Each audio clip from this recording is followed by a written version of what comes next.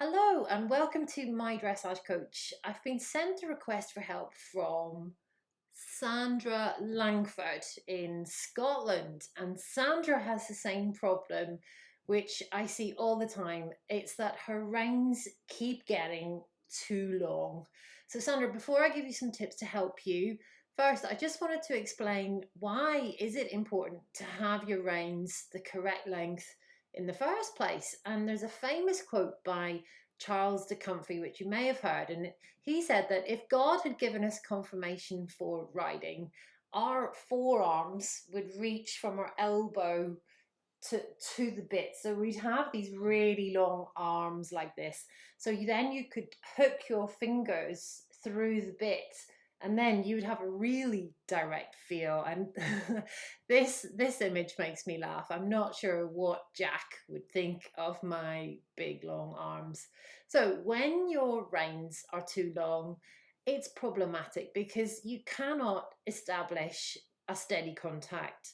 So your connection is broken and it's nearly impossible to get your horse to work correctly, nicely round and on the bit. And then the second problem is your rider posture is affected. Your balance is thrown off because you're then having to work harder to get your horse to turn and stay round and to make transitions. So you're then going to be inconsistent, which is quite annoying and difficult for your horse to understand your aids clearly. So if you can shorten your reins, that will allow you to maintain a steady contact, get your horse nice and round and connected. You'll then have more stability in your seat, so you can be much more organized and in control.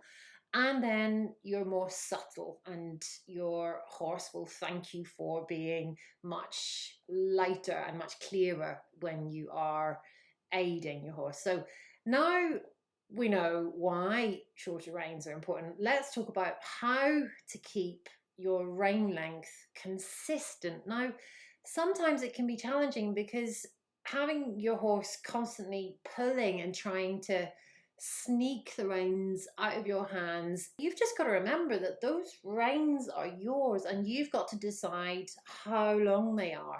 So to keep your reins short, here are some practical tips for you. First of all, make sure you've got the right kind of reins. So I find that the thicker rubber reins are best, or if we look here at Fleur's double bridle, hopefully you can see these reins with like these stops here along the length of the rein, they will help you to keep the correct length.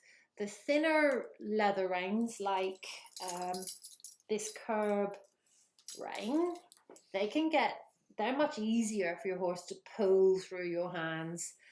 So reins are important as a starter. Then it's a really good idea to wear gloves. Now, thin gloves are good. You want to be able to feel your horse's mouth. They should fit nice and snugly. So they should be like a bit like a second skin. Now, I'm going to share this with you. I find that no matter how much money I spend on gloves, they seem to just wear through quite quickly, usually after a few months. So I'm forever replacing them. And I've just been sent these to try out, so I'll let you know how I get on. But I suspect they'll probably still wear through in the same time, but they're a lot less expensive, so it'll cost me less to replace them each time. So they feel nice and snug like this, and they're really thin. Now, you shouldn't be gripping tight with your hands like fists. I was always taught to think of holding a little baby chick in each hand. You don't want to squash those little baby chicks. So instead of tightening your grip, keep your thumbs on top and make a little rooftop shape with your thumb and press it down onto your pointer finger here. So it's like a little rooftop with your thumb. And then also when you are shortening your reins, if you do it gradually, so inch by inch, first follow your inside rein, then your outside rein, until you're happy with the length. And remember to use your legs to keep your horse working forward into that contact. Keep that thumb pressing down onto your rein. So, riding with shorter reins, hopefully we've explained why it's important. It will allow you to have a better rider position. It'll allow you to carry your hands, and you'll be able to use much lighter aids and be more effective in getting your horse working correctly. So if you have the same problem as Sandra, please try these tips, and if you need individual help and advice, you can connect with me directly here at My Dressage Coach.